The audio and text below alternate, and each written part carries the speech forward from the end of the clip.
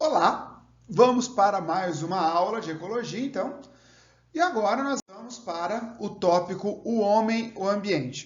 E o ambiente, ou seja, nós vamos entrar aí nas séries de impactos ambientais, perfeito? Nós vamos entrar aí nessa série agora.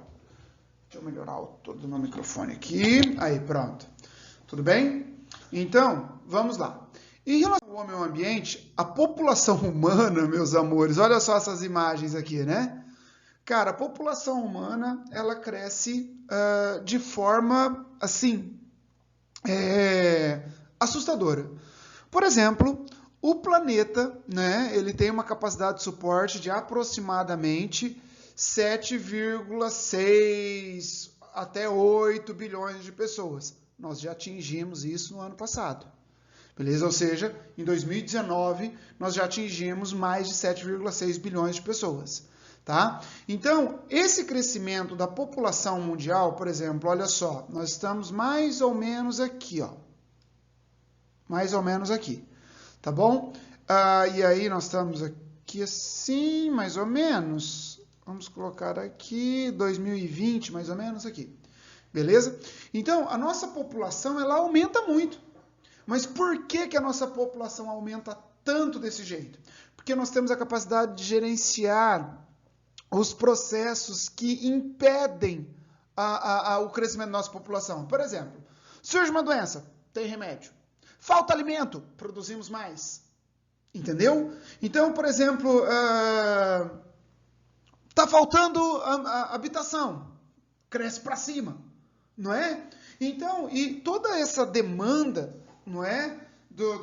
Devido ao aumento da população, todo esse aumento da população gera uma demanda por produtos industrializados. Então você aumenta a mineração.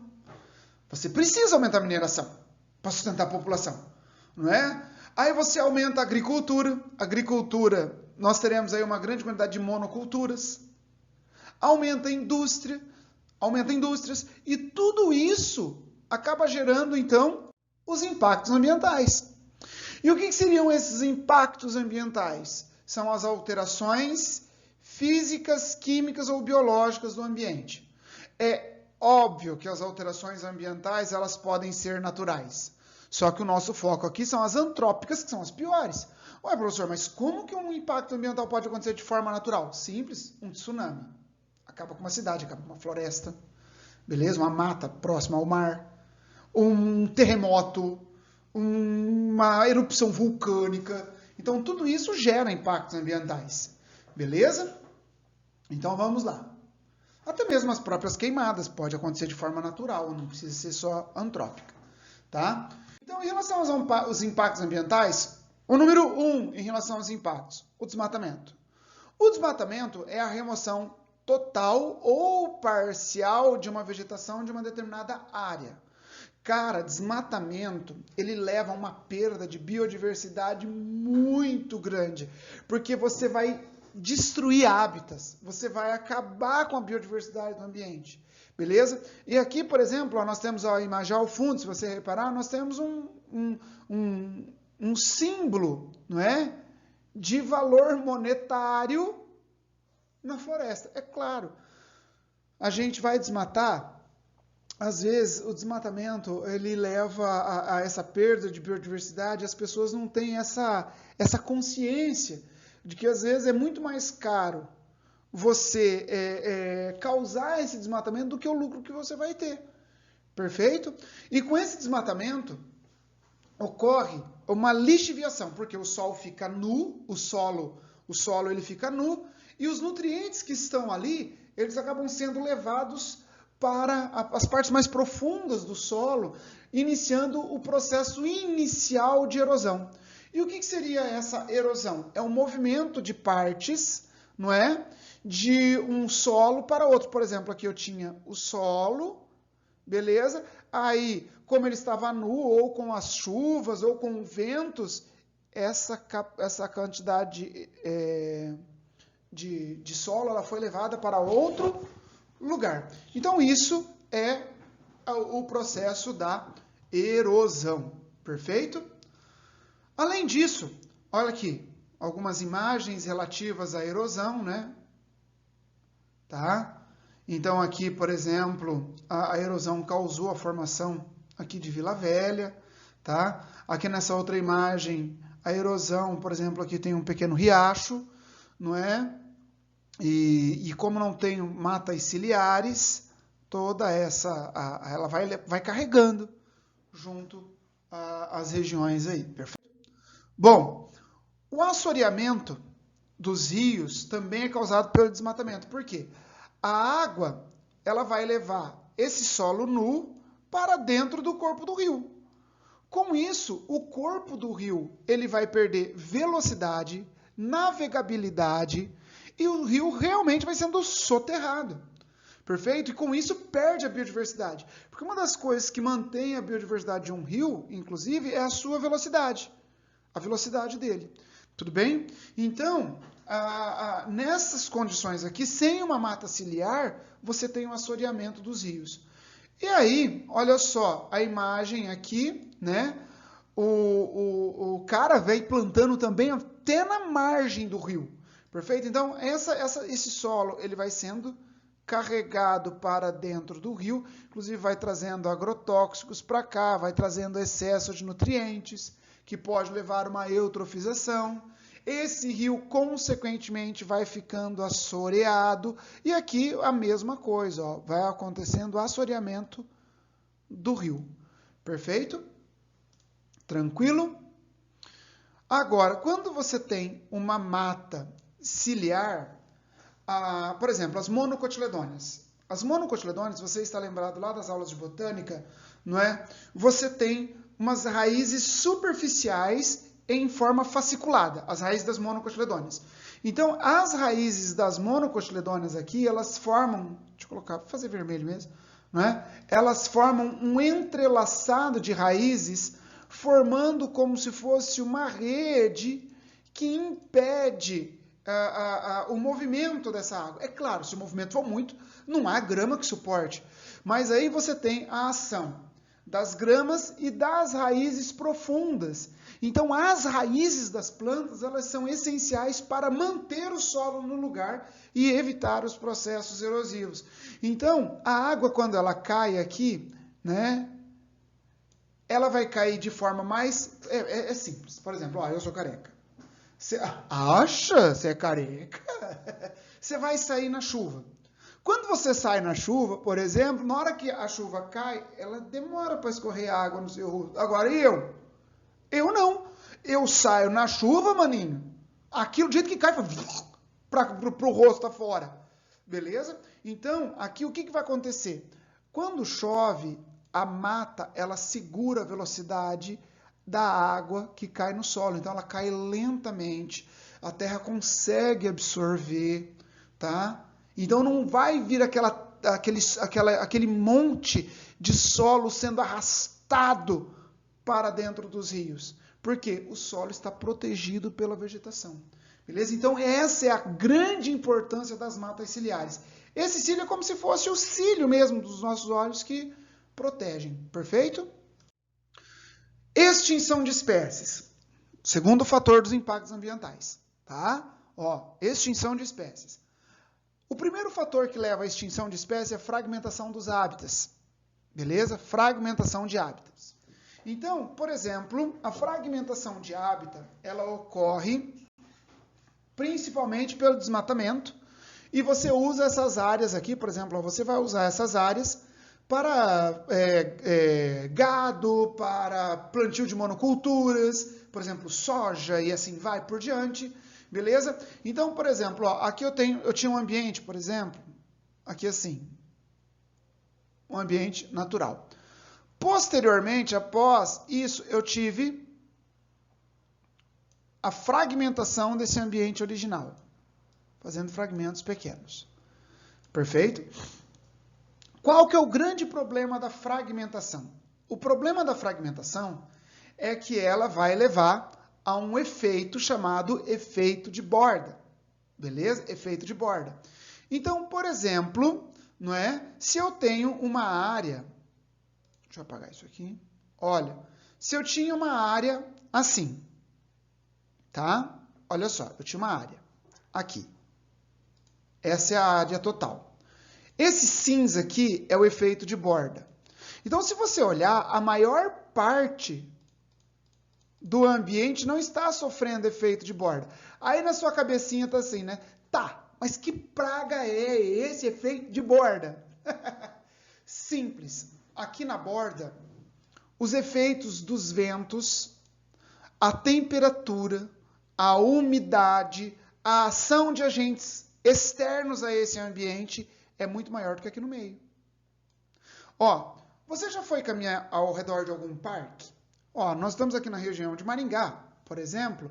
Se você for caminhar ali no Parque do Ingá, só de você caminhar ao redor, você já percebe que ao redor do parque é mais fresquinho do que no meio da cidade.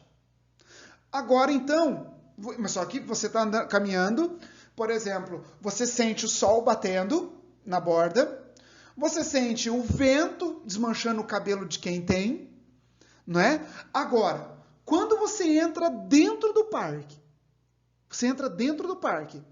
é sombreado, você percebe que é mais fresquinho, você percebe que o ambiente ele é mais úmido, até porque é mais fácil de respirar, e você percebe, quando você olha para a copa das árvores, que o vento está passando lá em cima. Você não sente o vento batendo em você. Beleza? Então, esses são os efeitos de borda. No centro dessa mata, é tudo praticamente mais estável. A umidade, a temperatura, não é? Os seres que estão ali. Agora, quando você fragmenta, você aumenta o efeito de borda, porque o efeito de borda continuou o mesmo aqui, só que a área é bem menor. Então, por exemplo, naquele primeiro desenho que eu fiz, olha só, aqui, tudo que está em vermelho é o efeito de borda. O que está aqui dentro é a parte normal. Quando eu fragmentei, para você ter uma ideia, olha só, concorda que esse pequenininho, ele tem um fragmento, ele tem mais efeito de borda do que os maiores? Olha só, não é? Então, aí eu posso dizer para você que os fragmentos, eles diferem qualitativamente em relação ao tamanho. Por quê? Quanto menor o fragmento, maior é o efeito de borda. Beleza? Quanto maior é o fragmento, menor é o efeito de borda. Beleza? Então, ó, fragmento maior, menor é o efeito de borda. Fragmento menor, maior é o efeito de borda. Então, tem que ficar claro que quanto maior o fragmento, mais estável ele vai ser. Beleza? Menor é a chance de extinção. Então, quanto maiores os fragmentos, maiores são as chances de esse ambiente ser estável. Beleza? Aí nós temos o seguinte. Para evitar a ação desses fragmentos, deixa eu apagar aqui, toda vez que eu apago assim, eu me sinto no quadro, não é? Fazendo um desenho para vocês. Uma das formas de evitar, na verdade você não vai evitar, né? Você vai reduzir o impacto da fragmentação, é deixar corredores ecológicos. O que são corredores ecológicos? Por exemplo, olha só, eu tenho esse fragmento aqui, ele está ligado a esse fragmento aqui, que está ligado a esse fragmento aqui. Através do quê? Desses pequenos corredores. Aqui. Olha só. Então, aqui, por exemplo, eu tenho uma mata. Aqui eu tenho a outra. E aqui eu tenho um fragmento. Um corredor. Esse corredor é a mata ciliar. A mata ciliar, ela funciona como um corredor ecológico. Por que esse corredor ecológico é importante? Porque ele permite o trânsito de espécies ali, gerando um fluxo gênico. Agora, se você fragmentar totalmente os ambientes, beleza? Se isso aqui tem, por exemplo, se o espaço entre os fragmentos tem quilômetros de distância aqui, por exemplo, a espécie que está aqui, ela não consegue ir para lá. Então, você gera um isolamento ali. Tudo bem? Então, aqui permite o fluxo gênico ainda, tudo bem? Então, é uma das formas para reduzir os impactos da fragmentação. Perfeito? Introdução de espécies. Desculpa pelo barulho. Introdução de espécies. A introdução de espécies é o caso da introdução de espécies exóticas, não é? Então, quando você introduz uma espécie exótica, ou seja, uma espécie que não era típica daquele ambiente, tá? Normalmente você leva ela sem os seus inimigos naturais, perfeito? Você vai levar ela sem seus inimigos naturais. Aqui, por exemplo, são alguns exemplos de introdução de espécies. Por exemplo, na Austrália, os caras introduziram coelhos porque eles queriam caçar. A Austrália, gente, ela é uma das campeãs de fazer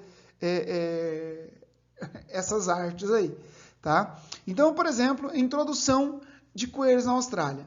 A introdução desses coelhos para caça, beleza? Ela levou pelo menos a extinção aí de pelo menos umas 10 espécies de marsupiais típicas do ambiente. Beleza? Por quê? Porque ela compete de forma desleal, porque ela não tem inimigo natural lá. Não quer dizer que às vezes ela não possa ter, mas geralmente ela vai ter um crescimento desenfreado, porque ela não tem inimigo natural. Aqui, água-pés que foram introduzidos, por exemplo, em várias regiões do mundo, mas principalmente nos Estados Unidos. Beleza? As correntezas, por exemplo, ela é comum aqui no Brasil, não é? Mas os rios de outros lugares, às vezes não tem a mesma correnteza, e ela vira praga. Causa um desequilíbrio. O figo da Índia, beleza? Que também foi introduzido em algumas regiões, e aí acaba atrapalhando a pecuária. Beleza? Então, nós temos aí uma série de outros casos de extinção por introdução de espécies. Aí, o problema, por exemplo, você vê pessoas que vão para outros países e traz na sua bolsa escondidas sementes. Isso é introdução de espécie. Beleza? Então, por exemplo, no nosso caso aqui, o mexilhão dourado. O mexilhão dourado causa um estrago danado. Não é? Muitas vezes, ele chegou, se não me engano, foi da China, não é? Aí, para você ter uma ideia, se eu não estou enganado, eu não estou bem lembrado agora se foi de lá que veio, tá? Mas, muitas vezes, a hidrelétrica Itaipu, ela tem que parar para limpar os mexilhões dourados que ficam agregados ali, aderidos nas turbinas, beleza? Então, meus queridos, a introdução de espécies, ela pode levar à extinção de espécies naturais, tudo bem? Tranquilo? Daria para falar mais coisas, mas assim. Superexploração de espécies, tá? Então, por exemplo, na superexploração de espécies, o pessoal matava os rinocerontes para arrancar os chifres para fazer um tipo de medicamento, o qual eu não sei muito bem qual é, beleza? Né? Aqui os tubarões, que são os cações, não eram regulamentados, e aí tem a bendita do pessoal achar que tem que matar tubarão. Ai, o tubarão eu tenho que matar porque ele mata as pessoas. Pera lá. Ele matou pessoa onde? Onde que ele matou pessoa? No mar. Quem que entrou no mar? Você. Se o tubarão comeu você, a culpa foi sua. Ele não veio na sua casa te comer. Então você não tem que ir lá matar o tubarão também.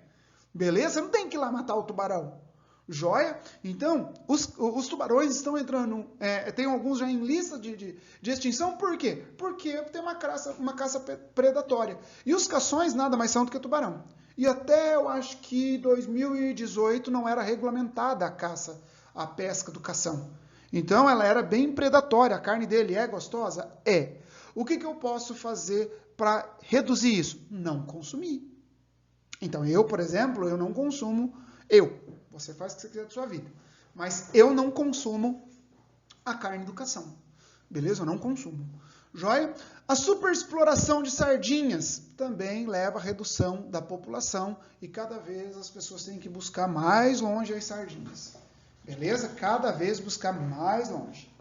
Tudo bem? Então, assim nós vimos o que leva à extinção de espécies. Então, o que nós vimos até agora? Nós vimos número 1 ali. Nós vimos a população humana. Aí, 2, nós vimos a extinção de espécies, que pode ser causada não é, pela fragmentação de hábitat, pode ser causada pela superexploração, não é? Pode ser causada pela introdução de espécies. E agora nós vamos entrar em poluição. Tudo bem? O que seria por definição? Eu gosto de colocar a definição aqui, porque, por exemplo, se você pensar em UEM, o EPG, são vestibulares que gostam bastante de definição. Então, ó a definiçãozinha aqui bonitinha. É o acréscimo de produtos no ambiente que possam ameaçar a saúde ou a sobrevivência de seres humanos e outros organismos. A poluição, a gente sempre pensa em poluição, por exemplo, atmosférica, poluição das águas, poluição radioativa, tem a poluição sonora, beleza? Então, poluição é a adição no ambiente de qualquer agente que possa ameaçar a saúde dos indivíduos. Perfeito? Agora, definição. Poluentes. O que são poluentes? É a substância que causa a poluição, de forma direta ou indireta. Perfeito? Então, poluentes são substâncias que causam poluição, de forma direta ou indireta. Agora, eu acho que isso aqui tem cara de prova de conhecimentos gerais, beleza? Isso aqui tem uma cara de Enem que você nem imagina. Ó, poluentes quantitativos. O que são os poluentes quantitativos? Lindezas do tio William Lopes, o Calvo, belo, recatado e do lar. Nós temos aqui. Quantitativos são aqueles poluentes, tá?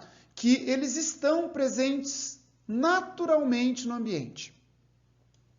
Quando que ele se torna poluente? Quando ele está em excesso. Beleza? Então, quando ele está em excesso, aí ele se torna poluente. Por exemplo, o gás carbônico, ele é comum na atmosfera. Mas quando você adiciona mais gás carbônico, ele se torna poluente. Tudo bem? Então, poluentes quantitativos estão presentes normalmente nos ambientes, mas ele se torna um poluente quando ele é adicionado, quando ele está em excesso no ambiente. Diferente dos poluentes qualitativos,